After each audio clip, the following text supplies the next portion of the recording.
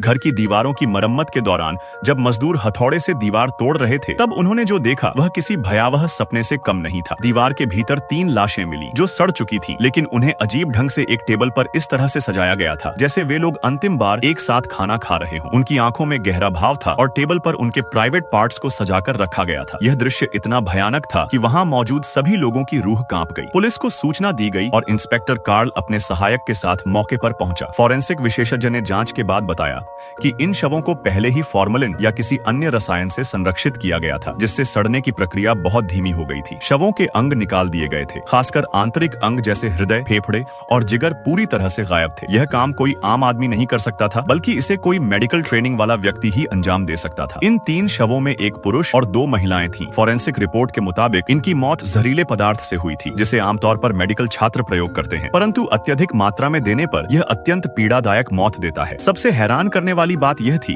कि पुरुष मृतक के जन्नांग पर जबरदस्त यातना के निशान थे, जिससे अंदाजा लगाया गया कि उसे बाल्यकाल में किसी ने बेरहमी से क्षति पहुंचाई थी। जांच में पता चला कि मृतकों में से एक महिला का नाम रीता था और उसकी मृत्यु आज से लगभग 12 साल पहले हो चुकी थी। लेकिन सबसे चौंकाने वाला तथ्य यह था कि रीता समेत सभी शवों का कुछ न कुछ कनेक्शन किसी पुराने महिला मानसिक चिकित्सालय से था। इस केस का मुख्य संदिग्ध एक व्यक्ति था, चार्ल्स, जो एक समय नर्स हुआ करता था, लेकिन अस्पताल से उसकी मानसिक हिंसा के कारण निकाल दिया गया था। इसके बाद वह एक प्राइवेट संस्था में काम करता रहा और बाद में रहस्यमय तरीके से लापता हो गया। लेकिन वर्षों से वह एक खास अकाउंट से रेंट और बिलों का पेमेंट करता रहा था, जो अब स्पेन में सक्रिय मिला। पुलिस को शक हुआ कि यह वही चार्ल्स हो सकता है जो इन हत्याओं के पीछे है। उसका नाम उस पुरानी मानसिक चिकित्सालय में बार-बार आता रहा था। जांच आगे बढ़ी तो पता चला कि एक और मृतक, फिलिप, जो पेशे से वकील था, वही उस केस में एक बार मानसिक चिकित्सालय की ओर से बहस कर